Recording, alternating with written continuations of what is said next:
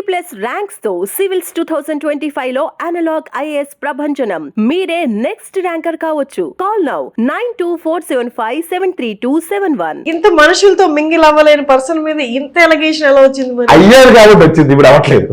Okay, ఒకప్పుడు అయ్యారు. అయ్యా నేనే రండి కూర్చోండి, మా పని ఆవిడ ఆవిడ ఉండేది. అది అద్భుతమైన స్టోరీ, అసలు చాలా మంచి స్టోరీ ఇది. ఆవిడకి అంటే నా డివోర్స్ తర్వాత ఎంత కావాలమ్మా శాలరీ అంటే 3,000 అంది ఆవిడ. లేదమ్మా 6,000 ఇస్తాను నీకు. ఆవిడ అలా చూసింది. ఎందుకు అయ్యాను? ఏం లేదమ్మా, నువ్వు ఇల్లు క్లీన్ చేసేసి కూర్చొని సీరియల్ స్టోరీలు, మీ వీధిలో జరిగిన స్టోరీలు చెప్పా అనేవాడిని. నాకు ఎవరు లేదు, చాలా లోలై ఫీల్ అయ్యేవాడిని. ఆవిడ చెప్పిన సోదంతా అలా వినేవాడు. అవును అలా చేసింది అది ఆడుకునేవాళ్ళం ఇద్దరు సటారోళ్ళగా. మాట్లాడుకున్న తర్వాత ఆవిడ వెళ్ళిపోయేది. సో ఇంత ఫెసిలిటేట్ చేస్తున్నారు, నాకు ఇంత బాగా మాట్లాడుతుంది మాతో అని చెప్పి అక్క అక్క అని పిలిచేవాడిని. ఆవిడ ఫెసిలిటేషన్, ఆవిడకి ఇచ్చిన ఫెసిలిటీస్ వీక్లీ మటన్ కేజీ కొనిస్తా, వీక్లీ 4 రెక్కలైన సీట్లు సినిమా ఫ్యామిలీ అందరికి నేనే టికెట్లు తీస్తా. ఇది వీక్లీ అంటే వీక్లీ ఒక మటన్ కేజీ 4 టికెట్లు సినిమా ఇంటికి పట్టుకెళ్ళండి, ఆవిడ పట్టుకెళ్ళిపోతుంది సినిమా నలుగురికి ఫ్యామిలీ అందరికి. ఇలా ప్రతి వారం జరిగేది. మంత్ అయిన తర్వాత నేనే బియ్యం అవి కావాల్సిన సరుకులు అన్ని కూడా వెళ్ళి కార్డ్స్ రాయిపోసి ఇచ్చేవన్నీ తీసుకునేది ఆవిడ. ఇది కాకుండా 6,000 రూపాయలు శాలరీ. ఇప్పుడు ఆవిడ ఎంత బాగా చూసుకోవాలి? ఆవిడ పనే లేదు, గిన్నెలతో వీళ్ళతో అంతే. నాకు సొల్లు చెప్పాలి, సొల్లే చెప్పాలి, నిజం చెప్పొద్దు. అలా ఆవిడ తెలుసా ఆవిడ లేచిపోయింది అని అవునా అని మేము అనుకునేవాళ్ళం. అంతే ఆ సొల్లే మాట్లాడుకునేవాళ్ళం. కట్ చేస్తే నాకు ఈ మధ్యన వాచ్లు పిచ్చి పట్టింది. చిన్నప్పటి నుంచి లేదు, నేను మధ్యన పెట్టాను. 70,000 60,000 వాచ్లు కనబడితే కొనేసేవాడిని. నాకు చాలా ఇష్టం వాచ్. వాచ్లు మిస్ అయ్యాయి, నాది వాచ్లు మిస్ అయ్యాయి. 4 వాచ్లు మిస్ అయ్యి ఉంటాయి.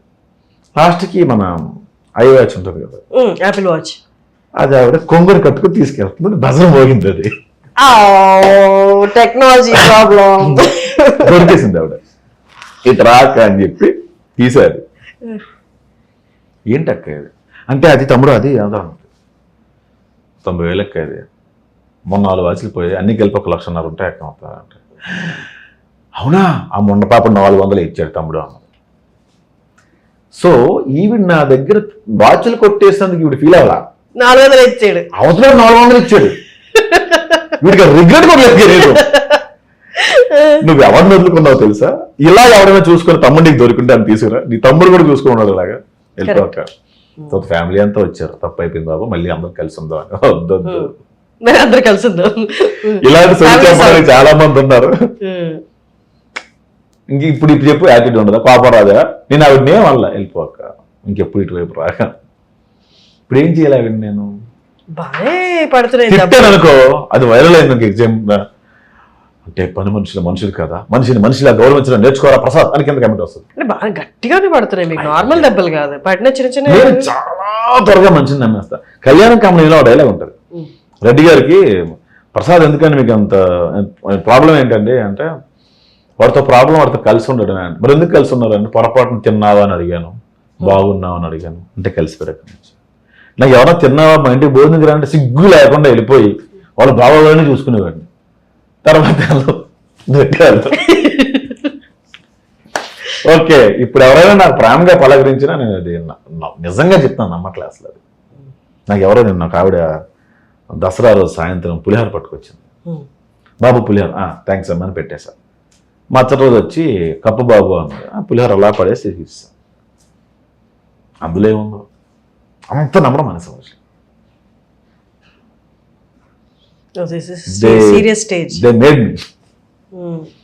నన్ను ఇలా తయారు చేశారు, నన్ను ఇలాగే నన్ను తయారు చేశారు. సో అప్పటి నుంచి ఇంకా బ్రేక్ ఇది ట్రై చేశాను. ఎక్కడికి వెళ్ళినా మనశ్శాంతి కోసం అక్కడ కూడా ఉండేది నువ్వే హర్ష, నువ్వు మారాలి, ప్లేస్ కాదు. అప్పుడు అర్థమైంది, ఓకే అందుకే ఎక్స్పెక్టేషన్స్ ఉండకూడదు, పని చేసుకుందాం. డబ్బులు వచ్చాయనుకో, నేను సేవింగ్స్ కూడా చేయట్లే, ఏదో ఇన్సూరెన్స్ ఒకటి కట్టుకున్నా అంతే, మిగతా తెచ్చలేడిగా ఇష్టం.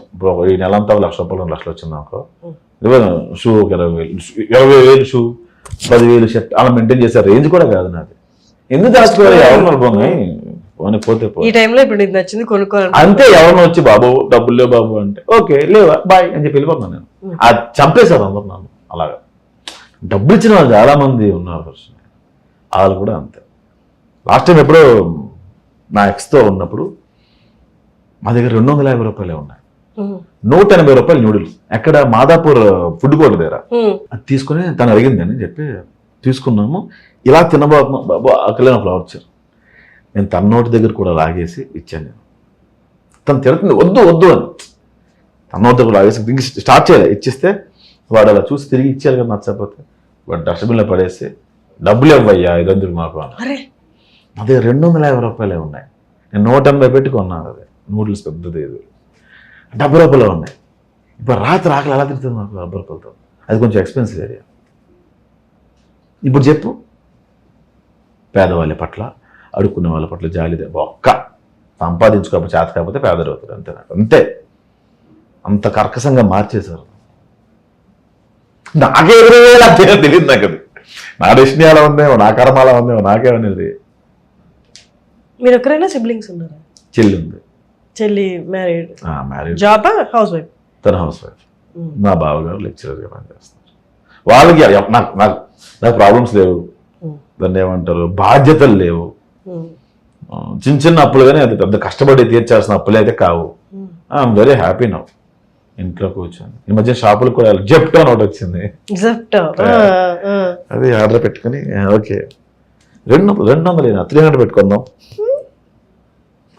లెట్స్ వేస్ట్ మై మనీ అంతే. చెప్పాక ఇన్సూరెన్స్ ఒకటి కట్టుకున్నా, పోతే వస్తుంది, అవుట్లో బలప్తే వస్తుంది అంతే, ఇంకేం లేదు.